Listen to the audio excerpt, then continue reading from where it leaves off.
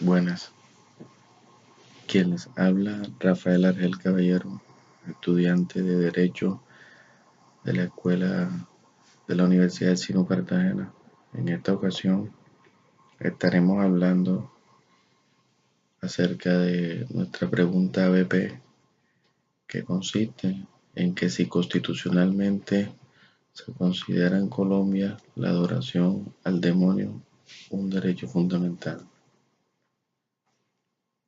Después de realizar el artículo científico escogido, cual se llama Diálogo sobre el rol de la religión en la era postsecular, podemos afirmar cómo en la actualidad las sociedades multiculturales han perdido ese fundamento de cohesión social que en tiempos pasados era aportado principalmente por las religiones. Los integrantes de estas sociedades tienen cada vez menos cosas en común en el estado donde habitan, es decir, los elementos que en el pasado lograban agrupar a las personas, como por ejemplo la lengua, la raza, la religión, etc., han ido desapareciendo y no se ha encontrado un sustitutivo válido. Por otro lado, el cristianismo, como sabemos, es la religión más universal, porque nunca ha impuesto a la sociedad un derecho revelado, sino que se ha guiado por la naturaleza y la razón como fuentes del derecho. Además, la fe cristiana le aporta al Estado un fundamento moral que ha ido madurando a lo largo de una historia milenaria. El filósofo alemán Habermas y el Papa emérito Joseph Ratzinger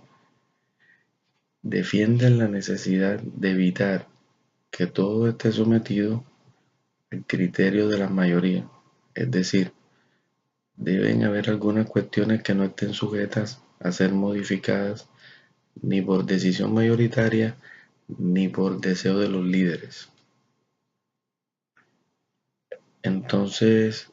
después de toda esta inspección del artículo, vemos que la relación existente entre nuestra pregunta BP y el artículo citado es que el Estado constitucional democrático es capaz de justificarse a sí mismo, es decir, no depende de tradiciones religiosas, lo que quiere decir que muy a pesar de que en nuestro país existan propuestas religiosas impuestas por la mayoría, como es el caso de la Iglesia Católica, que tiene injerencia en algunas decisiones del Estado y de una u otra forma, estas afectan a las minorías que pretenden surgir religiosamente. La Constitución colombiana es clara en cuanto a cuando manifiesta que la libertad de culto manifiesta que hay una libertad de culto, que no debemos desconocer que las distintas religiones serán teniendo y tendrán siguiendo un juego importante en la sociedad. Respecto a nuestra pregunta BP, que si considera constitucionalmente la adoración al demonio un derecho fundamental, tenemos que incluir que el pueblo colombiano siempre ha tenido la necesidad de querer tener su propia religión o su propio Dios o al Dios que quieran adorar, que quieran seguir, implementando la libertad de culto, entendiendo que a nadie se le puede obligar a seguir una religión ni estar obligado a creer o a ejercer credos que le impongan. La libertad religiosa en nuestro país se encuentra plasmada de manera clara en nuestra Constitución de 1991, más específicamente en su artículo 19, donde manifiesta que se garantiza la libertad de culto, que toda persona tiene derecho a profesar libremente su religión y a difundirla en forma individual o colectiva.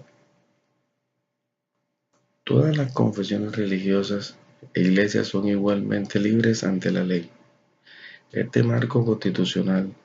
ha sido de vital importancia en lo que se refiere a la libertad religiosa como un derecho fundamental,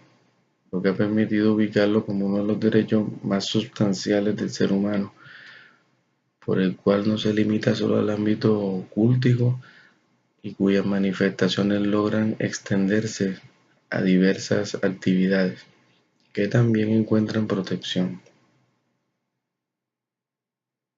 Así lo ha respaldado la Corte Constitucional, muy a pesar que nuestra sociedad no esté de acuerdo con la creación de templos ni de prácticas demoníacas, debido a que Colombia es un estado muy moral y cristiano. Muchas gracias.